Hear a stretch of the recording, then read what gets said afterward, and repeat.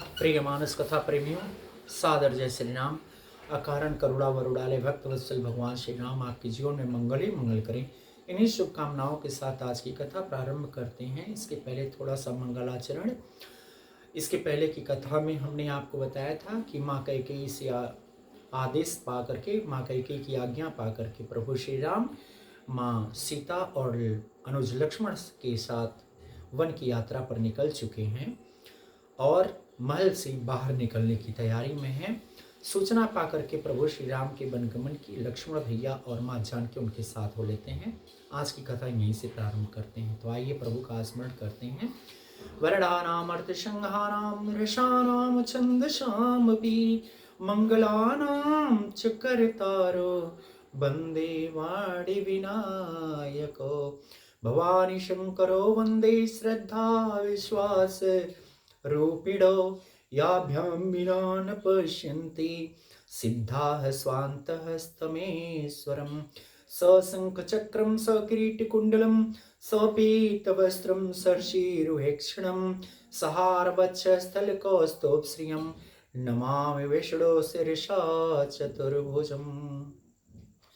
मंगलभवन अमंगलहारी अमंगलहारी द्रवंशु दशरथ अजीर बिहारी जाकर नाम सुनत शुभ होई सुनत शुभ होई मोरे गृहया वा प्रभु सोई मोरे गृहया वा प्रभु सोई जेहि वेधि सुखी होहि पुरलोगा होहि पुरलोगा नाथ करहु अब सोई संजोगा विश्वनाथ मम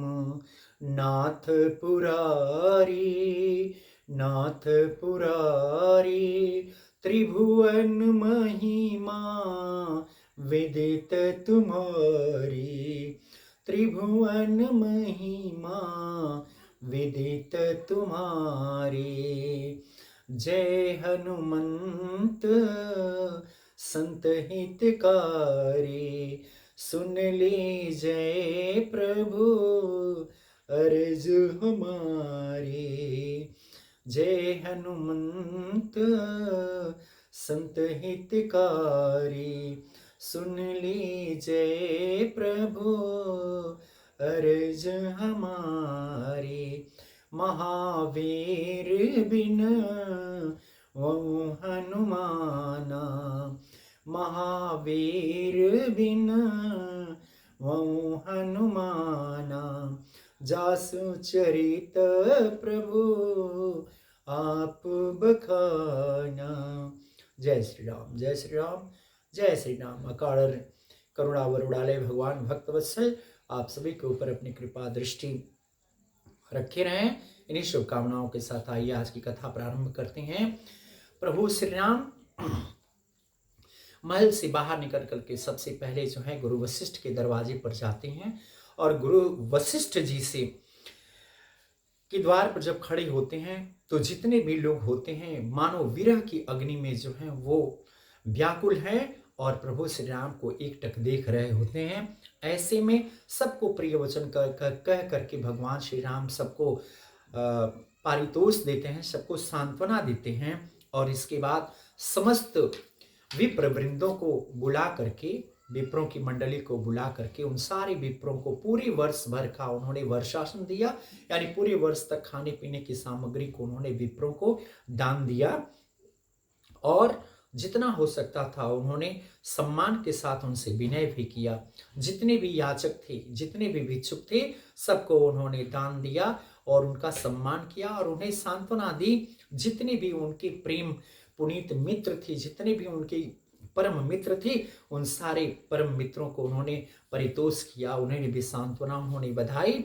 और इसके बाद जितने भी महल के सेवक और सेविकाएं थीं, दास और दासियां थीं, सभी को बुलाया उन्होंने और उन सभी दास और दासियों को गुरु वशिष्ठ जी को सौंप करके उन्होंने गुरु वशिष्ठ जी से हाथ जोड़ करके निवेदन किया कि हे गुरु जी, सबके सार संहार गोसाई कर जनक जननी की नाई, सभी इन सेवक सेविकाओं के दास और दासियों के सार संहार का दायित्व आपके ऊपर है। सार संहार का मतलब इनकी देख रेख का दायित्व आपके ऊपर है। हे गुरु महाराज, श्री रामचंद्र जी ने निवेदन किया और ये भी कहा कि इन सभी की देखभाल आप इनके माता और पिता के समान करेंगे।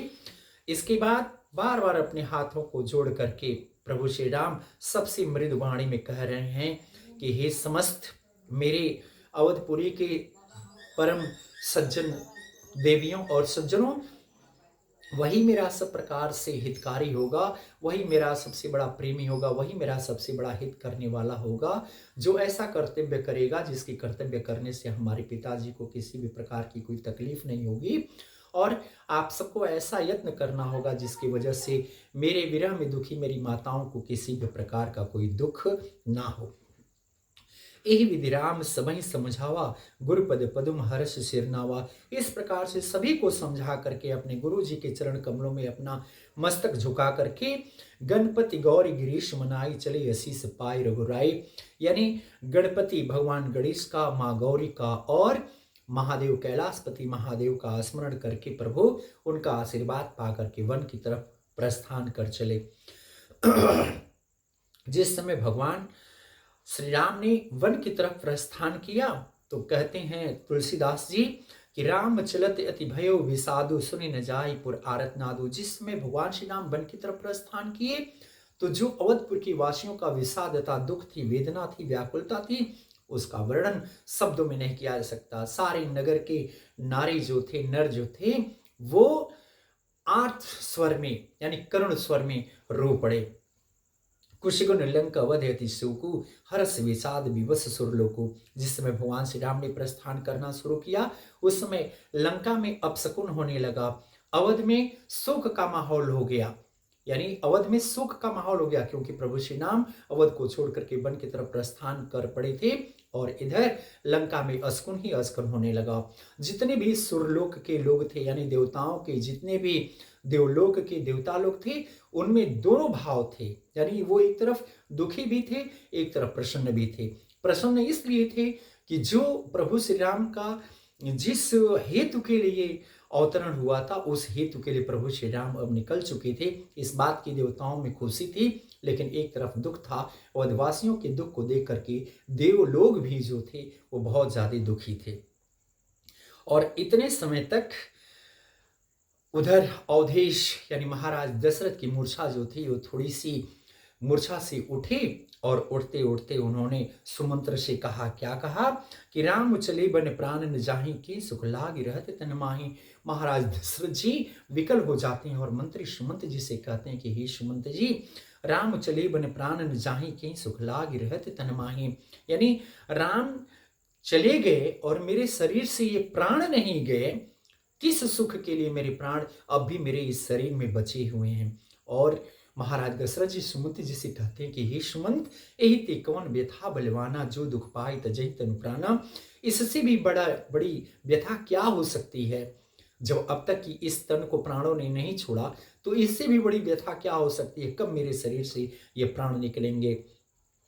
पुण्य धरि धीर कहीं नर नाहु, लय रथ संग सखा तुम जाओ। फिर महाराज दशरथ जो हैं वो सुमंत जी से कहते हैं कि हे सखे, हे मित्र, हे मंत्री जी, आप रथ लेकर के जाइए, राम लक्ष्मण और जानकी के साथ आप रथ लेकर के जाइए और 2-4 दिन वन का भ्रमण करा करके फिर उन दोनों को, उन राम लक्ष्मण और जानकी को वापस लेकर के चले आइएगा।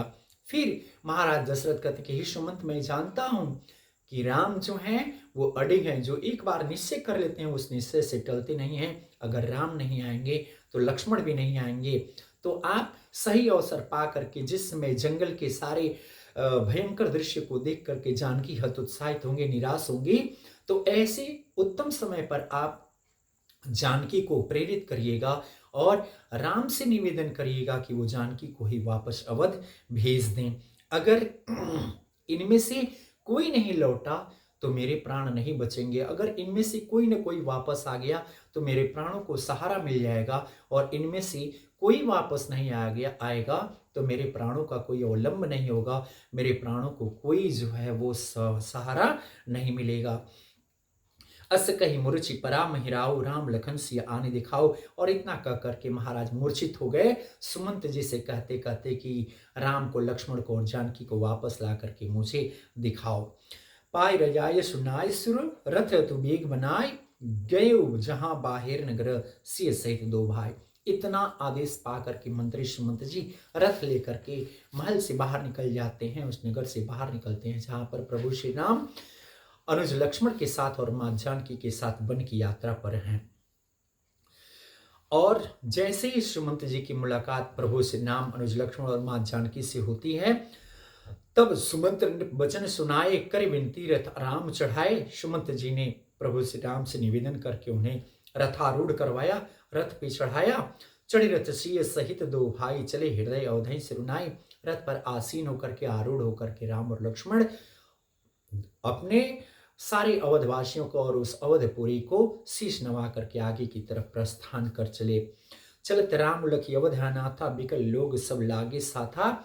और प्रभु श्री राम को चलते हुए देख करके और अवध को यानी अयोध्या को अनाथ होते हुए देख करके सब लोग प्रभु श्री राम के साथ हो गए।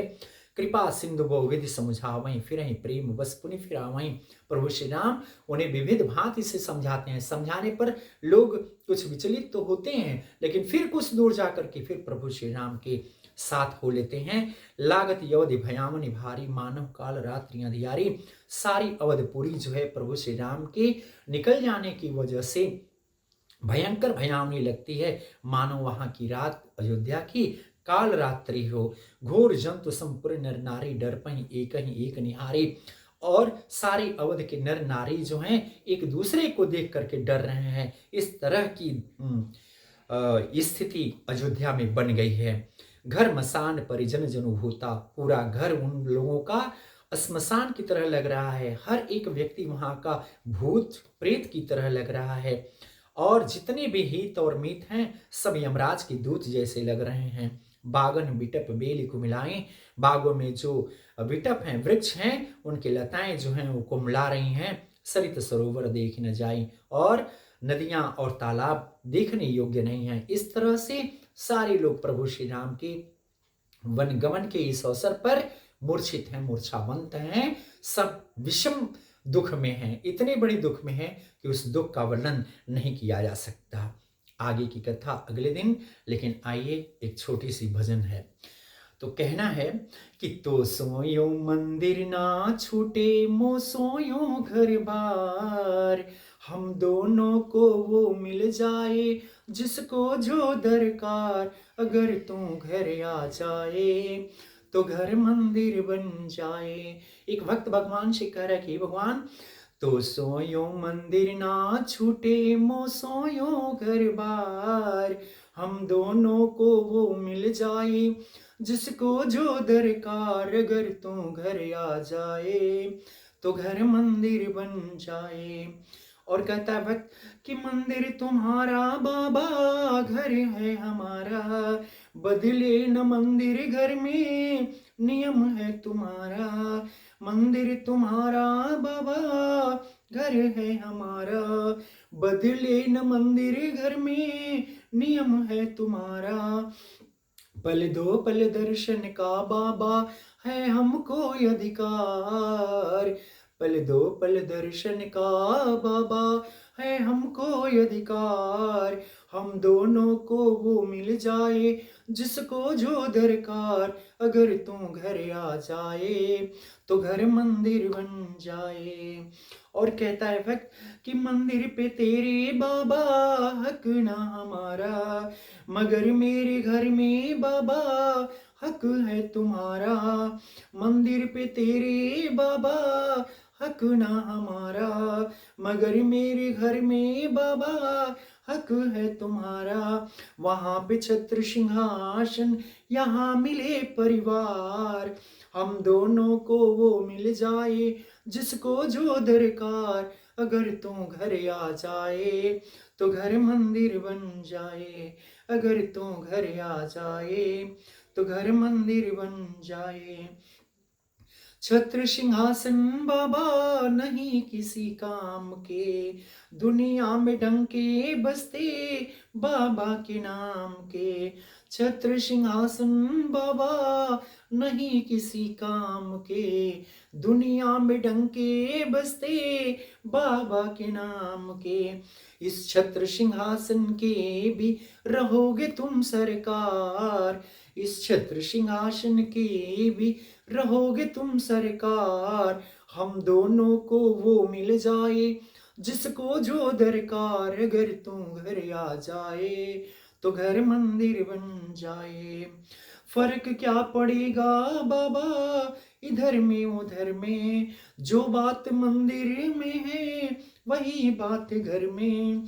फर्क क्या पड़ेगा तुमको इधर में उधर में, जो बात मंदिर में है वही बात घर में। जहाँ तुम्हारे चरण पड़े वहीं लगे दरबार। हम दोनों को वो मिल जाए जिसको जो दरकार। अगर तू घर आ जाए तो घर मंदिर बन जाए।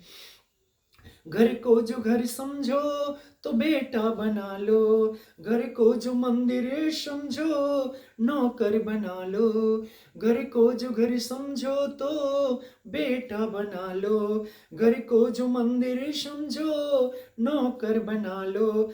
बनवारी बस सेवा चाहिए, चाहिए तुम्हारा प्यार। बनवारी बस सेवा चाहिए, चाहिए तुम्हारा प्यार। हम दोनों को वो मिल जाए जिसको जो दरकार। अगर तू घर आ जाए तो घर मंदिर बन जाए। अगर तू घर आ जाए तो घर मंदिर बन जाए। जय श्री राम। अकारण करुणा वरुणालय भक्त वत्सल भगवान श्री राम की कृपा दृष्टि आप सभी पर बनी रहे। इन्हीं शुभकामनाओं के साथ आज की कथा यहीं संपन्न करते हैं। फिर अगली कथा में मिलते हैं। तब तक के लिए जय श्री राम।